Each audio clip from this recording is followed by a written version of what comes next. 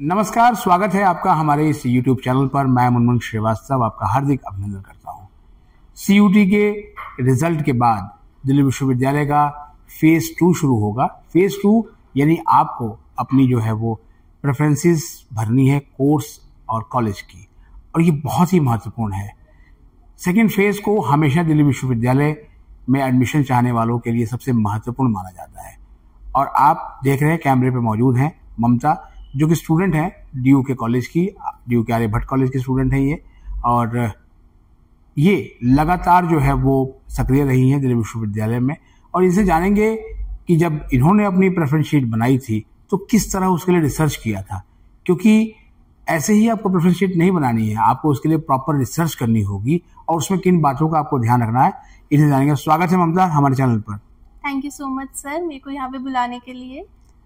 तो आज आप अपने आने वाले जो भावी जूनियर्स हैं उनको गाइड कीजिए, क्योंकि CUT रिजल्ट के बाद उनको पहला काम अब यही करना होगा और वो काम है प्रेफरेंस शीट का।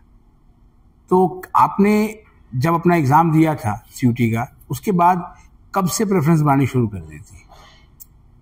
मैंने प्रेफरेंस लिस्ट जब बनानी थी उससे 2-3 दिन पहले अपने सीनियर्स से बात करना शुरू किया था, क्योंकि NRF रैंकिंग या फिर गूगल कभी भी हमें वो नहीं बता सकता जो सीनियर बता सकता है, क्योंकि उन सीनियर्स को पता होता है कि कॉलेज एक्चुअल में कैसा है।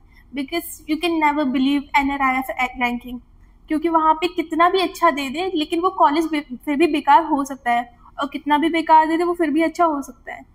तो यहाँ पे सबसे पहले आपको ये जानना होगा कि आपकी प्रायोरिटी क्या है, क्योंकि जब हम लोग कॉलेज में जाते हैं तो it's not about your academics, it's not about just your marks, it's about your personality, और तुम वहाँ पे कैसे अपने आप को ग्रो करने वाले हो और तुम किस चीज़ में अपने आप को ग्रो करने वाले हो।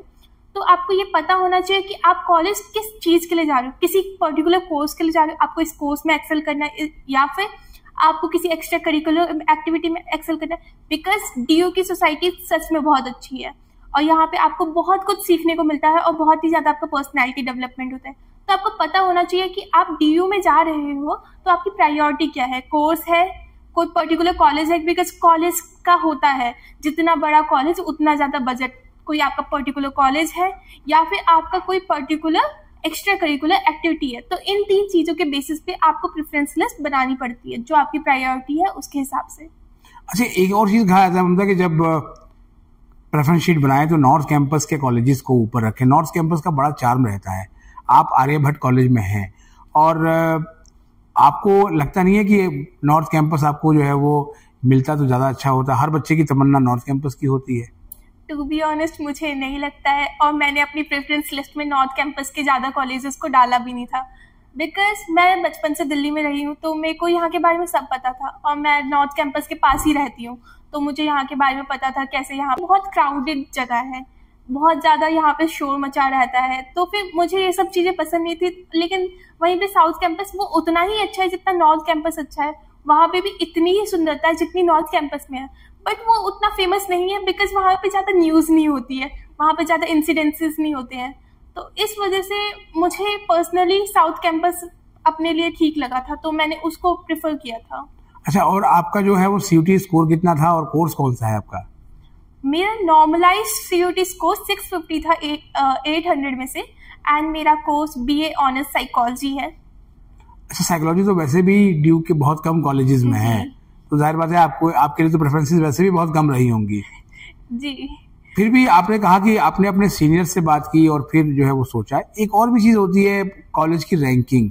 बहुत सारे मैं देख रहा हूँ सोशल मीडिया पे कॉलेज रैंक प्रिडिक्टर और ये फलाना रिपोर्ट्स जो है वो दी जा रही है, तो क्या ये रिपोर्ट सही होती हैं? बिल्कुल नहीं। पहले मैं भी इन्हीं रैंकिंग की वजह से अपने मतलब लिमिटेड कॉलेज के बारे में मेरे को पता था जो फेमस थे, लाइक मुझे भी बस इतना ही पता था कि हंसराज है DU में, हिंदू है, दौलत राम है, मुझे इतना ही पता था कि ये नॉर्थ कैंपसेस के कॉलेजेस हैं, LSR है, JMC है जो DU में है। मैं भी इतने को ही अपने प्रेफरेंस लिस्ट में डाल रही थी, बट फिर मेरे को सीनियर से बात करके पता लगा नहीं, जो कॉलेजेस फेमस नहीं है वो भी अच्छा है। जैसे वेंकटेश्वर, वो कितना अच्छा कॉलेज है, हम सबको पता है वो दिल्ली यूनिवर्सिटी का कितना अच्छा कॉलेज है, उसके बाद भी वो उतना फेमस नहीं है जस्ट बिकॉज वहाँ पे इंसिडेंसेस नहीं होते हैं। लेकिन सीनियर से बात करके बहुत हेल्प मिली मेरे को। अच्छा, तो केवल सीनियर से बात करके ही बनाएं या कैसे करें? मान लिया कि ये मेरे पास कॉपी है और ये पेन है, तो कैसे शुरुआत करें प्रेफरेंस शीट? क्योंकि वहां तो फेज 2 में एक एक कॉलेज और एक एक कोर्स भरना होगा, जो ऑप्शन आ रहे होंगे उनको आपको क्लिक करना होगा, तो कंफ्यूजन बढ़ जाएगी।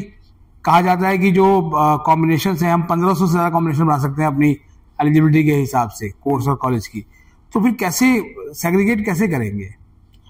सबसे पहले आपको अपनी प्रायोरिटी पता होनी चाहिए, जैसे कि मैंने पहले भी बोला। तो अगर आपकी प्रायोरिटी कोई कोर्स है तो आप उस कोर्स के हिसाब से करो। वो कोर्स जितने भी कॉलेजेस में है उनको लैंग्वेज डाल दो, जिस कॉलेज में वो सबसे ज्यादा अच्छा है उसे नंबर 1 पे, उससे कम जिसमें अच्छा है वो नंबर 2 पे, उससे कम इसमें। और ऐसे जब कोर्स आपका खत्म हो जाएगा ना कि हाँ मेरे इतने कोर्स प्रिफर्ड है, उसके बाद आप कॉलेज पे जाओ जो सबसे अच्छा कॉलेज है। लाइक बजट ज्यादा होता है अच्छे कॉलेज का, जो रैंकिंग होती है वो बजट के हिसाब से होती है। तो हंसराज का बजट सच में आर्यभट्ट से बहुत ज्यादा है। तो उसके बाद कोर्स के बाद आपको कॉलेजेस पे आना है। जितने भी हाई बजट वाले कॉलेजेस हैं उनके हिसाब से अपनी प्रेफरेंस लिस्ट बनाओ, कोई भी छोटा मोटा कोर्स उसमें ले लो। बिकॉज उसके बाद अगर आपको अपना पसंदीदा कोर्स नहीं भी मिलता है तो आप उसको फिर भी कर सकते हो SOL से या इग्नू से।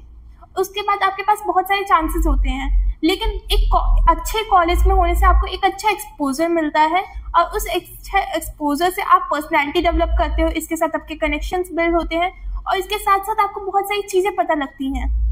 अच्छा, ये अच्छा कॉलेज समझ में नहीं आता कि अच्छे कॉलेज की क्या परिभाषा है, क्योंकि हम सुनते हैं कि कोई एक अच्छा कॉलेज मिल जाए तो बहुत अच्छा रहेगा। अब दिल्ली विश्वविद्यालय में इतने कॉलेज हैं, केवल नॉर्थ कैंपस की बात करें तो यहाँ गिनती के कॉलेज हैं, 8-9 कॉलेजेस हैं। इसके अलावा पूरे जो दिल्ली में पूरी दिल्ली में कॉलेजेस फैले हुए हैं।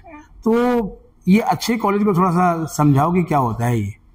तो मेरे हिसाब से पर्सनली अच्छा कॉलेज वो होता है जिसका बजट भारी होता है एंड अच्छा हाई रैंकिंग बजट होता है एंड उसके पास इतनी फैसिलिटीज होती है कि वो स्टूडेंट्स को प्रोवाइड कर सके।